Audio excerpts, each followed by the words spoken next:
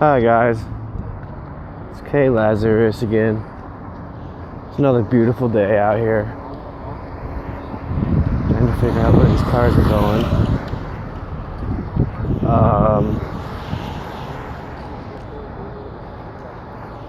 A lot of people ask me, isn't it hard being a Christian? And in the past, I found myself wanting to be able to answer, and I couldn't really. But it's not hard at all, because Jesus already took all of my sin away. All I have to do is read His Word and follow after that. Because, He came and dwelt in the flesh. The Word is God. It's all in the beginning of John. And walking with God, you can read in Galatians, walking in the Spirit brings different fruits than walking in the flesh. Walking in the flesh brings lavishness, lustfulness. All these things can hurt you. Greed. It's all vanity. It's all in vain. You don't need it. It's all the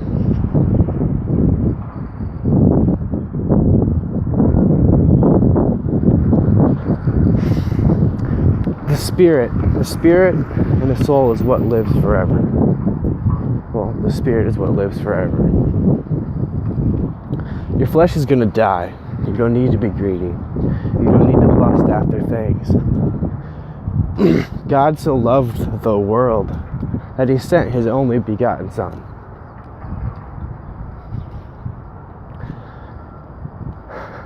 God is love. Read the second epistle of John. All the epistles of John. Everything John is absolutely beautiful. They're really, really easy to understand.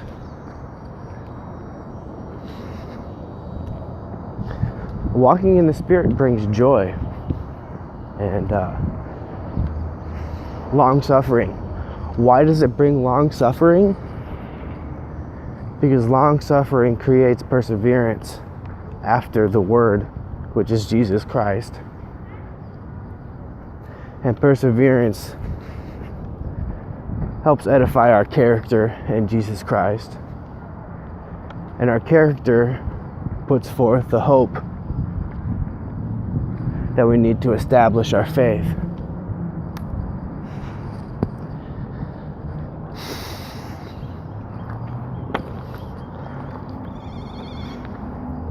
Life is not as hard as it's made out to be. A lot of old people you'll see complaining about how, back in my day we had to walk uphill 3 miles in the snow just to get to school. You didn't even have to do that. You know what I'm saying? I mean, that's just an example.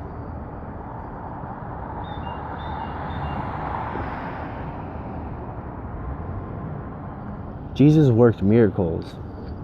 You know what I'm saying?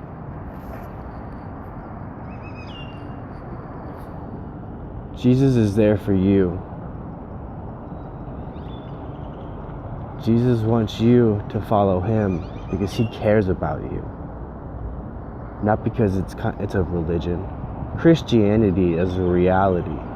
It's real. It's health.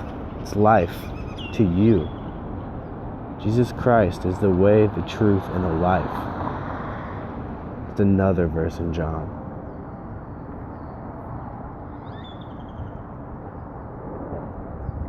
In Jeremiah 25, it talks about how the nation of Israel turned away from God. In Nehemiah chapter 13, talks about how the nation turned away from God. And in the end, Nehemiah was going around telling people that we need to turn back to God. All these things are happening to us because we left the truth. We are searching for lies now. We are hurting ourselves. Our nation is going to crumble if we do not do. He turned the curses into blessings. The Amorites were coming after the children of Israel because they had turned away from God. Because God is in control. God is in control of his people. You can read this in Daniel 3 and 6. And Daniel 6. But they were coming after him because he had turned away. What he does is if you turn away from God, he lets Satan have you. I mean, if you're going to turn away from God, the only other option is for Satan to have you. There's no way around that.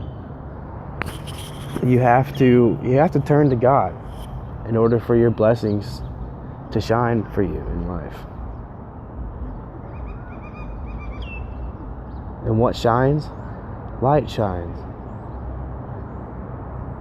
You can't see in darkness, can you? It's something to think about.